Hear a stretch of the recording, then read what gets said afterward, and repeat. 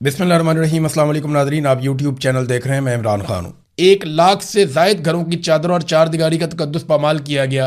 ख़वातीन को सड़कों पे घसीटा गया, उनकी बेहुरमती की गई, बच्चों पे तशद्दुद किया गया, बेशुमार हज़ारों लोगों को गिरफ्तार करके जेलों में डाला गया। लोगों के माँ बाप मर गए, उन्हें जनाजे नहीं पढ़ने दिए गए। लोगों के रिश्तेदार मर गए, उन्हें जनाजों पे नहीं आने दिया गया। और जिद सिर्फ एक थी कि प्रेस कॉन्फ्रेंस करो। जिन लोगों ने प्रेस कॉन्फ्रेंस की उनके लिए सब ठीक हो गया, और जिन्होंने इमरान खान को नहीं छोड़ा उनके पल्ले पाकिस्तान की एस्टेब्लिशमेंट ने कुछ नहीं छोड़ा। तो मुल्क में नफरत की एक लहर ने जन्म लिया और एक घुटन और मायूसी पूरे पाकिस्तान में फैल गई, जो अब तक जारी है। सियासी इस्तेहकाम पाकिस्तान में ख्वाब बनकर रह गया। बार बार कोशिश की गई। DGISPR आया, उसने स्टेटमेंट दिया कि जिस दिन इमरान खान की हुकूमत गिरी और नई हुकूमत आई, डॉलर का रेट बेहतर हुआ है, पाकिस्तान की इकोनॉमी, स्टॉक एक्सचेंज बेहतर हुई है। लेकिन वो एक स्टेटमेंट ही था। उसके बाद से लेकर अब तक हम लगातार गोते खा रहे हैं। पाकिस्तान की मईशत जमीन बोस हो गई, सरमाकारी 50 साल की कम तरीन सतह पर चली गई, बेरोजगारी और गुर्बत के रिकॉर्ड टूट गए, एक्सपोर्ट्स पाकिस्तान की लगातार कम हो गई और कौमी पैदावार में लगातार कमी होना शुरू हो गई। यानी कॉटन हम पैदा करते थे, आज पहले से कम पैदा करते हैं। बाकी अजनास भी पहले से कम पैदा करते हैं। हमारी कौमी पैदावार लगातार, चाहे वो प्रोडक्शन फैक्ट्रियों में हो रही है, चाहे ज़राअत में हो रही है, वो कम हुई है, बढ़ी नहीं है। इंसानी हकूक की बदतरीन पामालियां पाकिस्तान में की गई और आलमी सतह पर पाकिस्तान का तशख्खुस, उसे काफ़ी नुकसान पहुंचाया गया। सारी एजेंसियों और इदारों को इसी काम पे लगा दिया गया कि इमरान खान से जुड़े लोगों को तबाह बर्बाद कर दो। कोई नैरेटिव पाकिस्तान की मिलिट्री एस्टेब्लिशमेंट की ख्वाहिश के खिलाफ नहीं आना चाहिए। और एजेंसियां वो काम करना शुरू हो गई जो काम इस शिद्दत से उन्होंने इससे पहले कभी नहीं किया था, और इसके असरात आपको आने वाले सालों में नजर आएंगे। अमनो अमान की सूरत हाल बुरी तरह खराब हो गई, क्योंकि तवज्जो एजेंसियों की किसी और तरफ थी। जमहूरी निज़ाम का बेड़ा गर्क कर दिया गया। पाकिस्तान में जमहूरियत नहीं है, ये पाकिस्तान का हर आदमी कहता है, बल्कि जो हुकूमत में मौजूद वज़रा हैं वो कहते हैं कि ये हाइब्रिड निज़ाम, एक दोगला निज़ाम है, जिसमें जमहूरियत का अमल दखल नहीं है। ये दोगला निज़ाम है पाकिस्तान में। जर्नैल मुल्क को चला रहे हैं और हम सिर्फ स्टीयरिंग व्हील पे बैठे हुए आपको दिखाई दे रहे हैं। अपने मुंह से कहते हैं वो। तो हाइब्रिड निज़ाम के नाम पर सिविलियन इदारों का control Aahista Aahista military officers के पास जाना शुरू हो गया, और अब लगभग ज़्यादातर इंतजाम उनके पास है जिन लोगों को इन इदारों को चलाने का किसी किस्म का कोई तजर्बा नहीं है। सरमायाकार पाकिस्तान से भाग गए और ब्रेन ड्रेन लगातार हो रहा है। लोग अपना सरमाया पाकिस्तान से निकाल रहे हैं, हुंडी करके, किसी भी तरीके से मनी लॉन्ड्रिंग करके लोग पाकिस्तान से बाहर पैसा लेकर जा रहे हैं। यूरोप में बहुत पैसा गया है, बरतानिया में बहुत पैसा गया है, लोग मिडल ईस्ट के अंदर बहुत पैसा निकाल कर ले गए हैं। मोहसिन नकवी ने खुद कहा कि 100 अरब डॉलर पाकिस्तान से बाहर सिर्फ इन 3-4 सालों में चला गया। ये मोहसिन नकवी ने अपने मुंह से बताया। असल फिगर इससे भी ज्यादा है। तो सरमायाकार भी पाकिस्तान से भाग गए, ब्रेन ड्रेन हो रहा है। जो पढ़े लिखे लोग हैं, डॉक्टर्स बहुत बड़ी तादाद में चले गए, इंजीनियर्स बहुत बड़ी तादाद में चले गए, कारोबारी लोग, IT एक्सपर्ट्स, जो हुनरमंद हैं, वो पाकिस्तान छोड़ छोड़कर बाहर जा रहे हैं। लगभग पाकिस्तान ने 40,000 अरब का कर्जा लिया इन 4 सालों में। 40,000 अरब का, इतना कर्जा पाकिस्तान जब से बना तब से लेकर अब तक लिया था। तो कर्जा लेने का भी पाकिस्तान ने सारा रिकॉर्ड तोड़ दिया। पाकिस्तान की मिलिट्री एस्टेब्लिशमेंट ने गुज़िश्ता 4 सालों में सब कुछ करके देख लिया।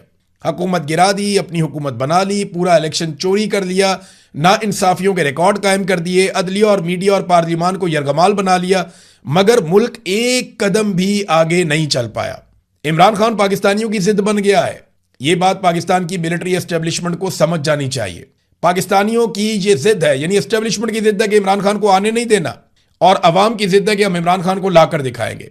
अब एस्टेब्लिशमेंट ने अपने ही मुल्क के लोगों से लड़ाई शुरू कर दी है। पाकिस्तान की मिलिट्री एस्टेब्लिशमेंट, यानी पाकिस्तान के चंद जर्नैलों ने, जो टॉप पर बैठे फैसले कर रहे हैं अपने मफाद के लिए, उन्होंने चंद सियासतदानों या खानदानों के साथ मिलकर यह जिद बना ली है कि हमने इमरान खान को नहीं आने देना, जबकि अवाम ने जिद बना ली है कि हम इमरान खान को लेकर आएंगे। अब जब तक यह मैच पड़ा रहेगा ना, तब तक पाकिस्तान आगे नहीं बढ़ता। यह है सादी सादी बात। अब आ जाए इमरान खान बाहर कैसे आएंगे। देखिए, एक बात तो बड़ी क्लियर है कि इमरान खान की फैमिली भी अब ये बात मानना शुरू हो गई है कि इमरान खान साहब की पार्टी इमरान खान साहब को बाहर निकालने के लिए किसी किस्म की कोई एक्टिविटी नहीं करने वाली। अभी ये एक स्टेटमेंट मैं आपको सुनाता हूं। उस्मा खानम, इमरान खान की बहन है, वो एक स्पेस में बात कर रही थी। उन्होंने क्या कहा, जरा ये सुनिए। मगर आप दूसरा अभी सेमिया तोड़ने का तो हमारे तक नहीं आया था। हाँ, और जहां आप कह रहे हैं कि ये बिल्कुल हमें, ये नौरीन को पता है कि इनको बड़े लोगों ने कहा कि हमें इंफॉर्मेशन दी कि आपके लोगों ने ही आपकी मुलाकातें बंद कराई हैं। कि आपके लोग ही नहीं चाहते कि आप जाके मुलाकात करें और कोई इंस्ट्रक्शन आए। हमें नहीं, हमें किसी ने डायरेक्टली, मगर इंफॉर्मेशन हमें ऐसे आती है। अब अल्लाह जानता है कितनी सच है, मगर हमें भी अब यही महसूस होता है। ये वो कह रही है कि अब हमें ये इन्फॉर्मेशन मिली कि बहनों की मुलाकातें भी पार्टी के लोगों ने रुकवाई हैं। ये मैंने ना इससे पहले ये बात सुनी भी थी, एक दो जर्नलिस्ट हैं, उन्होंने मुझे बताया था कि ये खबर है और ये एस्टेब्लिशमेंट को कहा गया कि जनाब बहनें जाती हैं तो इमरान खान साहब की तरफ से सख्त स्टेटमेंट आता है, वो आकर बाहर बता देती हैं, तो मामला वहाँ से ख़राब होता है, आप मुलाकात ही ना करवाएं। अब इमरान खान की बहन ये बात कर रही हैं कि जनाब नहीं, हमें पार्टी हमारे खिलाफ हो गई, वो नहीं मिलवाने देते। दूसरा, पार्टी के अंदर शदीद इख्तलाफात पैदा हो गए हैं कि इमरान खान साहब को बाहर कैसे लेकर आना है। देखिए, इस वक्त कुछ लोग हैं जो चौधरी बने हुए हैं और इमरान खान साहब के आशीर्वाद से बने हुए हैं, उन्होंने ये दावा किया है कि इमरान खान के लिए हम रिलीफ हासिल करके दिखाएंगे, आप चंद महीने खामोश रहें।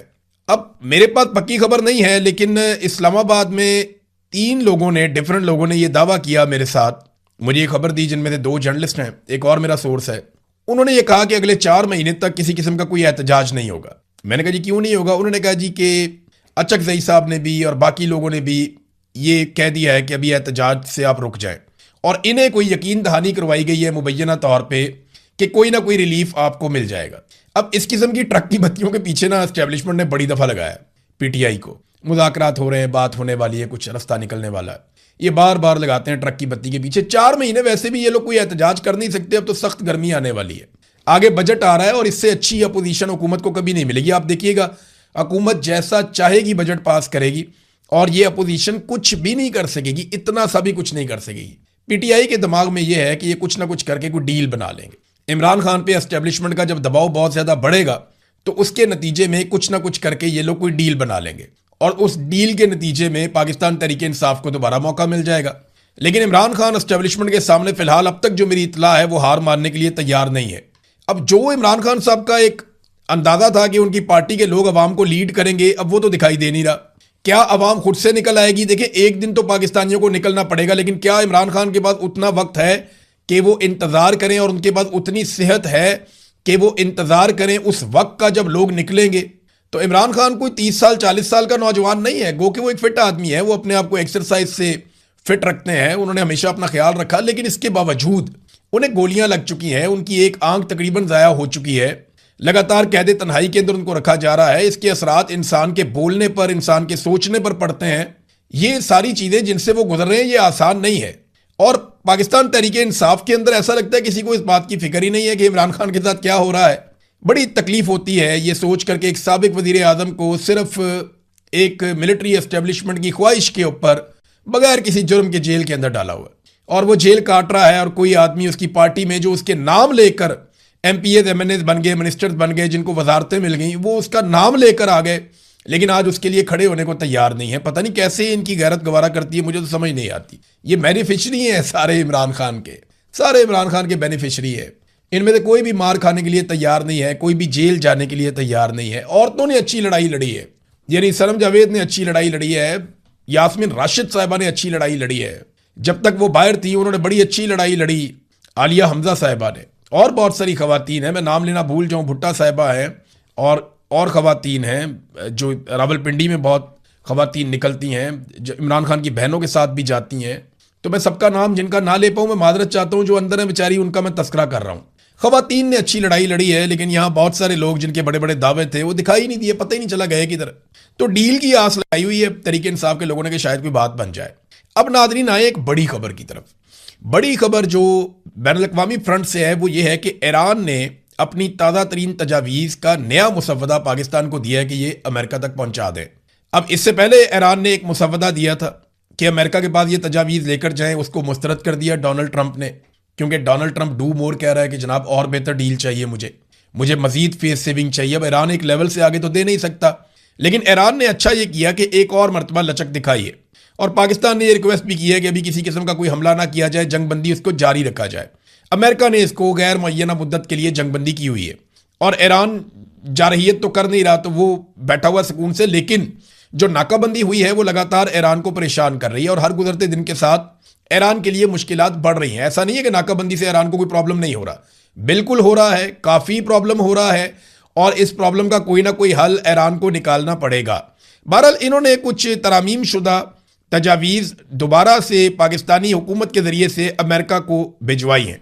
अब इस पे एक मरतबा फिर अमेरिका का स्टेटमेंट आया कि ईरान की भिजवाई गई नई तजावीज़ से मुतमईन नहीं हूं, डोनाल्ड ट्रंप ने फिर कह दिया। अब ट्रंप का जो अंदाज़ा है या अंदाज है बात करने का, मुझे लगता है कि डोनाल्ड ट्रंप को मुकम्मल फतह चाहिए, या वो इस तासुर के साथ मिड टर्म इलेक्शन में जाना चाहते हैं कि उन्हें मुकम्मल फतह मिली है, या कम से कम इसराइल को वो मुतमईन करना चाहते हैं कि अब खित्ते में इसराइल के लिए किसी किस्म का कोई खतरा नहीं रहा। देखिए, ईरानी मिसाइल टेक्नोलॉजी से या ड्रोन से कोई इतना बड़ा प्रॉब्लम नहीं है अमेरिका को, वो इसका कोई ना कोई सोल्यूशन निकाल लेंगे। लेकिन अगर ईरान ने एटमी तजर्बा कर लिया तो उसका फिर उनके पास कभी भी कोई हल नहीं होगा। फिर जितनी मर्जी ईरान पे पाबंदियां लगाएं, अल्टीमेटली इनको ईरान से बात करनी पड़ेगी, और एक वक्त आएगा कि ईरान नॉर्मल बाकी मुल्कों की तरह जिनके पास एटमी कुव्वत होने का एक सर्टिफिकेट है या जिनके पास एटमी हथियार है, उनकी तरह ईरान भी सर्वाइव करेगा। ईरान को central Asia, Russia, even Pakistan side, India, ये सब ईरान से ताल्लुकात रखते हैं। आप बिल्कुल उसको बंद करके नहीं रख सकते। बहुत बड़ा मुल्क है, एक तरफ उसके तुर्की है, इराक है, ऊपर रशिया है, सेंट्रल एशिया से मिलता है, अफगानिस्तान से मिलता है, पाकिस्तान से मिलता है, और बहुत बड़ी सरहदें हैं। सामने की तरफ ओमान है, बहुत सारे खलीजी ममालिक हैं। तो ईरान कोई ऐसे तर्न वाला नहीं है जिसको आप समझें कि बिल्कुल ही एकदम खत्म हो जाएगा।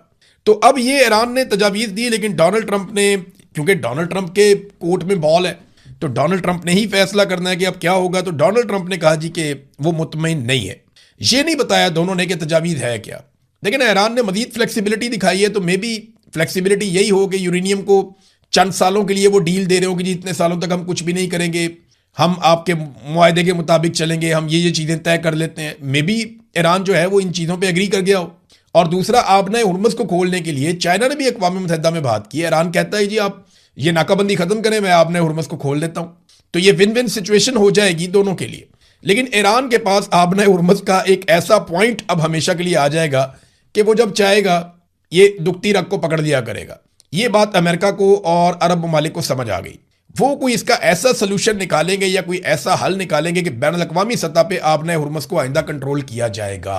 वो कुछ ऐसा करना चाहेंगे। तो ईरान भी अपने आप को मुकम्मल तौर पे बाहर नहीं निकालेगा। अमेरिका ने, क्या ये मुमकिन है कि अमेरिका हमला करे? तो इसके लिए जो बड़ी खबर है मैं आपको बताता हूं कि CENTCOM commander admiral Brad Cooper और पीट हेग्जेट, जो इनके वजीर दिफा है, और joint chiefs chairman general Dan Caine, इन्होंने डोनाल्ड ट्रंप को ईरान के खिलाफ मुमकिन नए मिलिट्री ऑपरेशन पर ब्रीफिंग दी और 3 ऑप्शंस पे गौर किया गया। यानी डोनाल्ड ट्रंप ने ब्रीफिंग ली है सेंटकॉम के कमांडर से, और उसके साथ वजीर दिफा थे, उसके बाद जो है वो ज्वाइंट चीफ चेयरमैन थे, और इन सब से उन्होंने ब्रीफिंग ली है और 3 ऑप्शन पे गौर किया गया। नंबर 1 ये है कि मुख्तसर मुद्दत में शदीद तरीन हमला किया जाए ईरान पे, और साथ ही मुज़ाकरात करके मामला हल किया जाए ताकि फेस सेविंग हो जाए बड़े पैमाने पे। नंबर 2, आबना हुर्मुज़ पे कब्जे का एक मनसूबा पेश किया गया कि अगर इस पर कब्जा करना है पूरे तरीके से तो उसमें क्या करना पड़ेगा। नंबर 3, ईरान से अगर अफसूदा यूरेनियम उठाकर लेकर जानी है तो ज़मीनी ऑपरेशन करना है तो उसका तरीक़ाकार क्या होगा। ये 3 ऑप्शंस उनके सामने डोनाल्ड ट्रंप के रखी गई हैं, जो अमेरिकन मीडिया में रिपोर्ट हुई। याद रखिएगा कि 26 फरवरी को, यानी 28 फरवरी को अटैक किया था अमेरिका ने, और 26 फरवरी को डोनाल्ड ट्रंप को बिल्कुल ऐसी एक ब्रीफिंग दी गई थी हमले से 2 दिन पहले। यानी पिछली मरतबा हमले से 2 दिन पहले बिल्कुल ऐसी ही ब्रीफिंग डोनाल्ड ट्रंप ने ली थी, और अब उसी नौइयत की ब्रीफिंग दोबारा डोनाल्ड ट्रंप ने ली है। तो क्या डोनाल्ड ट्रंप दोबारा हमला करने जा रहे हैं? देखिए, हमले की सूरत में अमेरिका को सबसे पहले अपने बैरी बेड़े पीछे हटाने पड़ेंगे। उसकी वजह यह है कि पिछली मरतबा अमेरिकी अड्डों के ऊपर जो ईरान ने अटैक किया वो अमेरिका के लिए हिला देने वाली चीज़ थी, वो उसकी तवक्को नहीं कर रहे थे, और काफ़ी नुकसान हुआ अमेरिका का, इसराइल का भी, अरब ममालिक का भी। अब इस मरतबा ईरान ने अपने अहदाफ अलग अलग किस्म के बताए हुए हैं। ये जो बैरी बेड़े हैं ना अमेरिका के, ये बहुत कीमती हैं, अरबों डॉलर के हैं। तो अमेरिका नहीं चाहेगा कि ये समंदर की तह में चले जाए, लिहाजा वो इन बेड़ों को पहले पीछे हटाएगा और उस जगह पे लेकर जाएगा जहां से वो ईरान की रेंज से बाहर चले जाए। फिर वो अपनी जंगी हिकमत अमली के ऊपर अमल करेगा। ये बहुत लंबा चौड़ा प्रोसीजर है। जैसे ये लड़ाई होगी आप देखेंगे ये सारी चीज़ें इनको करनी पड़ेंगी। नाज़रीन, अमरीकी सदर को ना अगर वो कोई जंग शुरू कर दे तो 60 दिन के अंदर उसे कांग्रेस से मंजूरी लेनी होती है। इस हवाले से ये अमेरिका का आइन कहता है। तो डोनाल्ड ट्रंप से जब पूछा गया कि जनाब आज 60 दिन मुकम्मल हो गए तो क्या आप कांग्रेस से इसकी अप्रूवल ले रहे हैं, तो कोई इतनी अच्छी पोजीशन तो नहीं है अमेरिका में डोनाल्ड ट्रंप की। तो उन्होंने कहा जी कि मुझे अप्रूवल लेने की जरूरत नहीं है। उसकी वजह यह है कि 60 दिन से पहले जंगबंदी हो चुकी है। यानी हमारी जंगबंदी तो अप्रैल में शुरू में हो गई थी और जंग 60 दिन तक चली नहीं। तो क्योंकि जंगबंदी हो गई है और उन्होंने एक लेटर भी लिख दिया डोनाल्ड ट्रंप ने कि अभी हमारी कोई जंग नहीं चल रही, लिहाजा उनके मुताबिक उन्हें कोई ज़रूरत नहीं है जंग की इजाज़त लेने की ईरान के साथ लड़ाई के हवाले से, क्योंकि जंगबंदी हो चुकी है 60 दिन से पहले। अब अगर दोबारा जंग शुरू होती है तो इसके लिए डोनाल्ड ट्रंप को फिर जो आईनी रुकावट है उसको अबूर करना पड़ेगा। IAEA के सरबराह हैं राफेल ग्रोसी, उन्होंने एक स्टेटमेंट दिया। ये वो एजेंसी है जो एटमी मवाद के हवाले से बैन अवी सतह पर निगरानी करती है। अब राफेल ग्रोसी जो इसके सरबराह है, उन्होंने एक स्टेटमेंट दिया। उन्होंने कहा जी कि उनकी इतला के मुताबिक ये कवी इम्कान मौजूद है कि ईरान की जो अफजूदा शुदा यूरेनियम है, जो एनरिचमेंट हो चुकी है यूरेनियम की, जो तैयार है जिससे एटम बम बन सकता है 2 हफ्तों के अंदर अंदर, वो जो यूरेनियम है वो अस्फहान में ही मौजूद है, जो जौहरी मरकज है वहां पे। ये दावा किया उन्होंने। अब अगर वो वहां मौजूद है तो अमेरिका वहां पे कैसे अटैक करेगा? याद रखिएगा इससे पहले जो लड़ाई झगड़ा हुआ था बहुत बड़े पैमाने पे, वो इस्फहान में ही हुआ था। इंटरनेशनल फ्रंट पे एक और खबर है नाजरीन के गुज़िश्ता 4 सालों में जो तेल की कीमतें रही हैं बैन अवी सतह पे, आज 4 सालों का रिकॉर्ड टूट गया। तेल की कीमतें बुलंद तरीन सतह पर पहुंच गई हैं और डोनाल्ड ट्रंप के लिए ये काफ़ी सख्त है, क्योंकि बहुत सारे ऐसे ममालिक जो डोनाल्ड ट्रंप के इत्तेहादी हैं वो अब बराह रास्त मुतासर होना शुरू हो गए हैं और कहीं ना कहीं वहाँ पे जो है निज़ाम ज़िंदगी तो मफलूज नहीं हुआ, लेकिन उनके कारोबारी मामला, उनकी मईशत के मामला जो है वो मुतासर हो रहे हैं।